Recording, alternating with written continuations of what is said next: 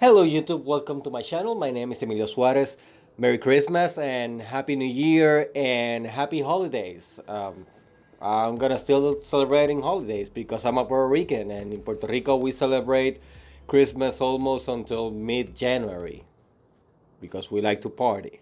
If I sound weird, it's because I'm sick. I get sick almost every Christmas. So let's roll with it. I'm still doing the giveaway on my course on creating characters. The only thing that you need to do is just be a subscriber and leave a comment on this video. Anything related with storytelling or writing or tips that you have that you want to share with the community, or questions that you have that I can answer in some other video. Now let's go with today's topic. I'm not gonna be giving you a tip on writing. It's gonna be more of a discussion. And this came because a couple of weeks ago I saw a movie with my girlfriend, and we like to watch movies or series and then talk about them, what we think about them, what we didn't like, or what we think could be better. We talk about characters and all of that. She didn't study storytelling as I did. She's studying biology, and it's been very interesting talking with her about all the movies that we watch and all of that, because she gives me a different point of view, maybe because I'm very contaminated with all the things that I know about storytelling. But stories in general are not only for people who knows about stories. Stories in general are for everybody. So there's a lot of times where she gives me some arguments that I'm like, I never thought about it. Anyway, I'm not gonna be talking about the movie that we saw because I don't want to give spoilers. It's a very recent movie. But what we talked about was, in general, exposition and flash-forwards. Now, what are those? Exposition is when you give information on your story. If you're watching a movie, you usually see exposition as a voiceover, or maybe photos or something written somewhere that talks about what's going on, or you just have characters talking about something just so you can understand and keep on going with the story. A big example of that is the TV series House. I didn't understand most of the things that happen in that series, things that have to deal with, for example, sickness and all the procedures and all of that. I don't even know if they were true or not, or they were exaggerating or not, because I'm not a doctor. But they usually have these moments where everybody start talking about what's going on and how this works, so you can grab to something and follow the story. That's usually exposition. Another example is the TV series The Flash, where they just talk a lot of things that doesn't make any sense and a lot of words that are just invented, but you can follow through what's going on and how things are going to work. Not everything in exposition needs to make real life sense, but you just have to give the audience an explanation of something so they can kind of understand how things work and they can follow through the story. The other thing is flash forwards. Flash forwards is when you give some information that it doesn't seem very important, or it kind of means something, but then later in the story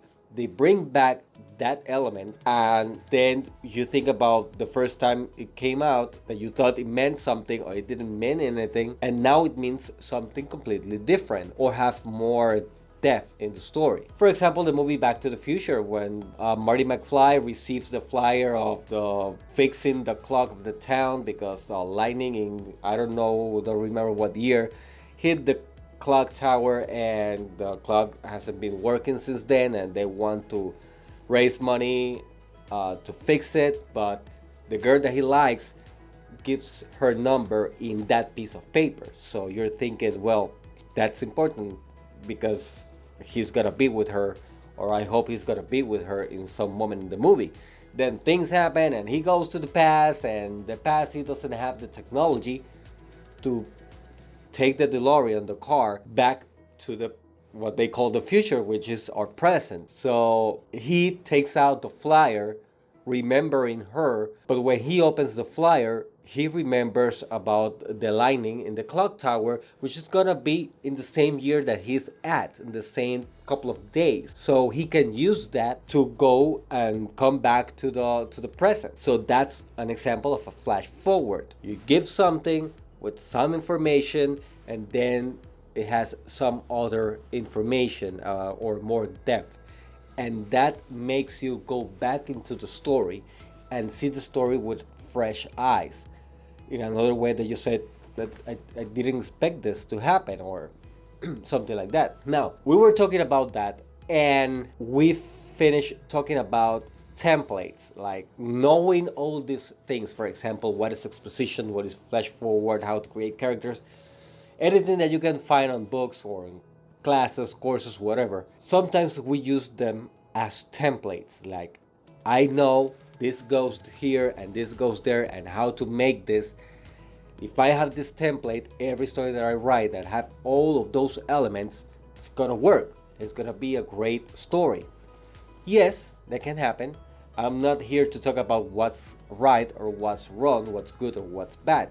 It's just so you can see things in a very different way. It doesn't matter how many elements you know about creating art.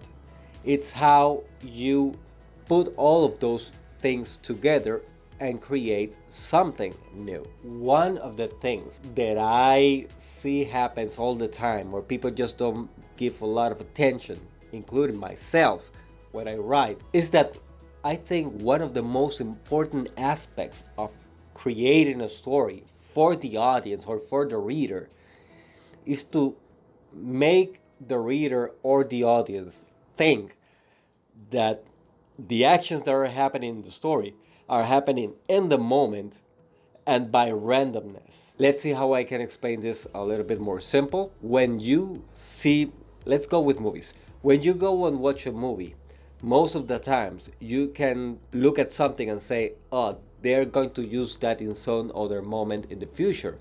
Or, I think what's going to happen, that character's not gonna die, or it's gonna rain, or things like that. And you can say what's going to happen in the story. So sometimes you don't get so excited. The emotion don't get invested in the story because you already know what's going to happen. That happens a lot with cliches. Cliches are things that work, but they don't give us a lot of emotion because we know what's going to happen, because we know it's going to work. Cliches are not a bad thing. Cliches are things that work, but they're ugly. It's like an ugly baby. It's not easy to create a story and make people believe that those things, people know they're watching a story or they're reading a story, but it's difficult to make people believe that the things that are happening by randomness. Because, oh, that character, I never imagined the character doing that. Or, oh my God, what's going to happen? What that creates is for us to keep on passing pages and to not get up and go to the bathroom or go and look for something to eat or just go into our cell phones while we're watching a movie. We get invested in the movie and we want to know what's going to happen. That's a very difficult thing to do. That's why writers plan everything and they go scene by scene, bit by bit, line of dialogue by that line of dialogue, and act and all of that, and there's that moving pieces so they can make you believe that the things that you are watching are what are having effect in the moment, and the decisions that the characters are given are decisions that are happening in the moment. So I think lots of times we don't think about that. We just want things to work. We just want templates that give us the instructions where to put the elements that we all know so the story can work. That's not bad. I have seen lots of movies like that and I write like that almost every single time. But I have to be conscious of what I'm doing, so when I'm going to rewrite the thing, I have to give it more thinking. Knowing everything doesn't mean that you're gonna write good or great. How many people studied in the best universities in the world or have the best education in the world by in filming or screenwriting or writing, and what they write is not very good at all, or we just don't feel like we invest a lot of emotion in it when we read that or when we watch that. Those people are gonna write 100 million times better than me because my education wasn't the best. I didn't graduate for the best university in the world on screenwriting. Most of the things that I have learned them by accident and by reading and by trial and error. The thing here is, this you can't learn by reading a book or by watching movies. These things you learn it by time, how to do certain things that go outside of the template. You learn them by time, by practicing every single day, by writing every single day, and not only by writing, because there's another aspect of that. Of course, one of the most important things for every writer is to write. But the other important thing that most people never say is that they need to take those pieces and throw them into the world and wait for what the people are gonna say about that. Not everybody knows about what you're writing, not everybody knows about the things that you're talking about, but they are going to give you some critiques on your work, and you can have that to understand how audiences work or how they think. So you can incorporate that in your next stories, in your next writing, so you can move people emotionally. That's what we have to do when we write. We need to move people emotionally. Not only by writing, but any kind of art, okay? You need to understand, because you need somebody to give you information of what you have created, okay? That doesn't mean that you're gonna write what people want. Move them emotionally and watch them react to what you created. Write things, write whatever you need. Make short films. But I'm writing a big novel, or I'm writing a big film. It's gonna take time to make it. That's great, that's awesome. But you need to take time on the side to write little projects and throw them into the world, so you can know your audience, so you can know how people are going to react to your work. Imagine that you spend like 10 years writing one book, and you have written a lot of things, but none of those things have gone out into the world. You just put your book of 10 years there, and then nobody likes it for some reason, for whatever reason, and you don't know. That doesn't mean it can happen even if you do the contrary. We have the internet. We can have people from around the world telling us what they think about what we wrote. Make short films every year. If you can make just one every year, do it. As simple as you can, so you can practice and put them outside. It's gonna take time anyway. It's gonna take money anyway, at least for making a movie. A short film, you're gonna spend money anyways, but you have more chances to write and to put outside into the world. And I think that's one of the best things that you can do, so you can know your audience and you can learn how to give more depth to your writing. But writing is not easy, and I'm not saying templates are bad. Templates can be good if you're starting. You need something to teach you how to do things and to gives you inspiration, like watching other movies or reading other books from other writers. Remember, there's a bunch of times when you write something and you really believe that you gave everything that you need, people need to understand. But sometimes happens because you know your characters from the inside. Your audience doesn't know that. Your audience doesn't know all the time that you spend writing. The only thing that the audience have, it's the 2 hours that you put in the movie or the book that you present in the world. That's the only thing they have.